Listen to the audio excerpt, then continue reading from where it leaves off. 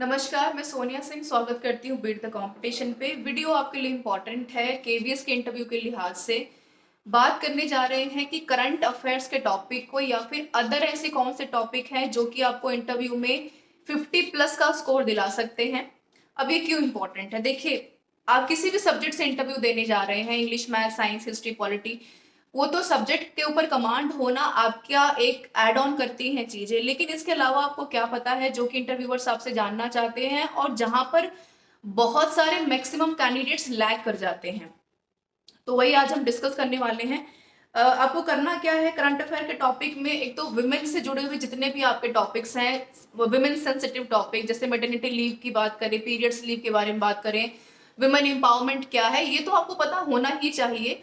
और खास तौर पर जिस भी पर्टिकुलर रीजन से आप आते हैं, हरियाणा से हैं, पंजाब से हैं, यूपी से हैं, वहां का आपको एजुकेशन की जो स्थिति है, सिचुएशन है, उसके ऊपर आपको क्लैरिटी काफी अच्छी होनी चाहिए कि भाई यहाँ पर मिनिस्टर कौन है, यहाँ पर मिनिस्टर ऑफ एजुकेशन कैसे काम करती है, कोई ऐसा स्कीम लागू हुआ है जो कि गर्ल्स एजुकेशन को या फिर कहें कि वाइस वर्सा लड़कों को और लड़कियों को एजुकेशन में एक अपलिफ्टमेंट देता है।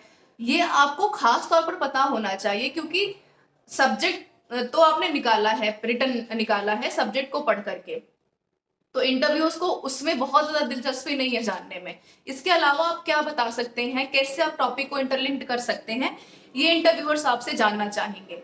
दो तीन तरह के इंपॉर्टेंट टॉपिक्स, हालांकि जब हम केवीएस के रिटर्न का एग्जाम दे रहे थे तो आपने बहुत बार इस टॉपिक के बारे में नंबर्स ऑफ द टाइम पढ़ा भी होगा, सुना भी होगा, लेकिन अगर इंटरव्यू की में स्पेसिफिकली बैठने जा रहे हैं तो इन टॉपिक्स को रिवाइज और रिवाइंड करके जाइए, क्योंकि यहाँ से सवाल आने आपके तय हैं।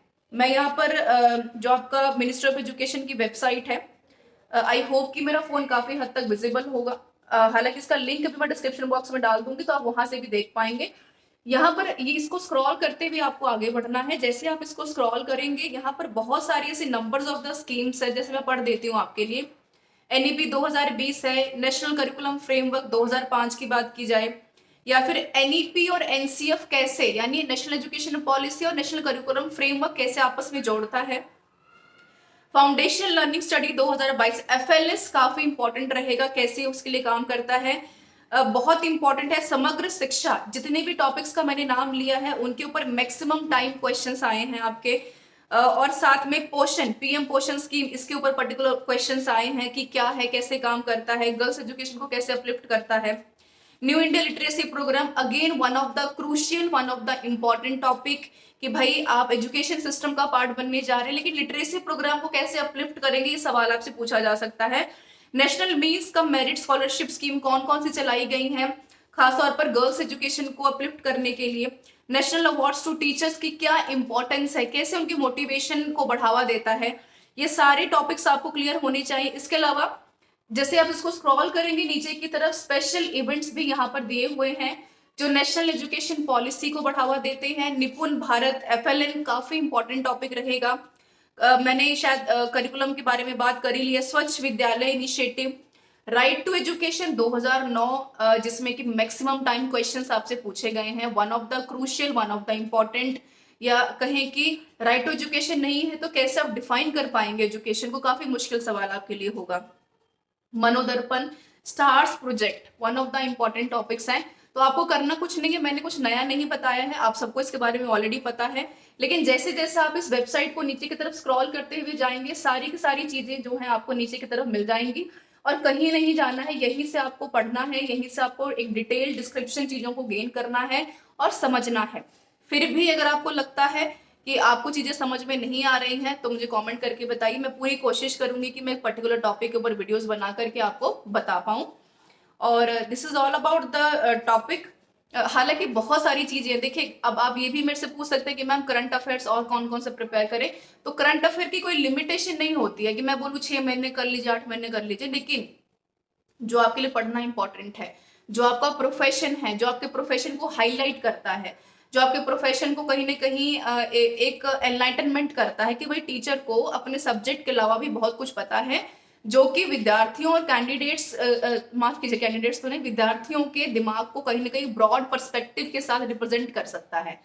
तो ये तो रही बात करंट अफेयर्स की, जो कि आपको पढ़ना काफी ज्यादा इंपॉर्टेंट है। एनईपी 2020, एनसीएफ 2005 और साथ में एनईपी 2009।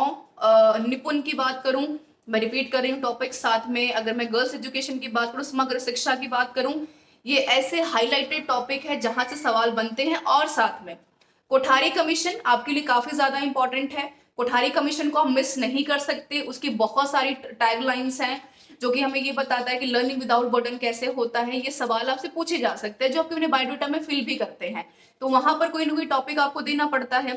कोठारी कमीशन क्या है, राधाकृष्णन कमीशन क्या है, कैसे ये कमीशन काम करते हैं, सेटलर कमीशन कैसे आया, वर्धा कमीशन के बारे में आप क्या जानते हैं, कौन कौन से कमीशन पहले आए हैं, कौन से कमीशन बाद में आए हैं, कौन से कमीशन की क्या इंपॉर्टेंस है, थ्री लैंग्वेज फॉर्मूला किस कमीशन ने इंट्रोड्यूस किया है, साइंटिफिक एजुकेशन के बारे में कौन बात करता है।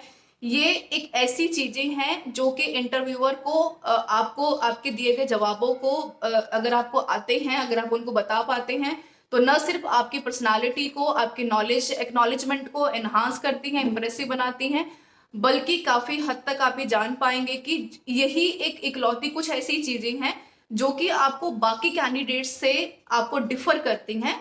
और हम फिर ये कहते हैं कि भाई फलाने कैंडिडेट के 50 में से प्लस नंबर आए हैं, तो भाई उस फलाने कैंडिडेट ने मेहनत भी तो की है ना उसके लिए। तो आपको खास कुछ नहीं करना है, अपना 2 से 3 मिनट आपको स्पेंड करना है डेली, जिससे कि आप अपनी नॉलेज को एनहांस कर पाएं और अपने टीचिंग प्रोफेशन में बीइंग अ टीचर अपने काम को, अपने स्पीकिंग स्किल को और अपनी नॉलेज को और भी ज्यादा एनहांस कर पाएं। This is all about the video everyone. I hope ये आपको काफी पसंद आई होगी। कोई कमेंट, कोई क्वेश्चन जरूर पूछिएगा। आने वाले दिनों में, 1-2 दिनों में मैं यहाँ पर पर्टिकुलर टॉपिक के ऊपर भी यहाँ पर डिस्कशन करूंगी। This is all about this session. मिलते हैं नेक्स्ट वीडियो में कुछ यूजफुल कंटेंट के साथ। कमेंट करके मुझे बताइए कि आप मुझसे क्या जानना चाहते हैं जो कि आपके इंटरव्यूज को 50+ स्कोर कर सकती है। Thank you so much for being with me.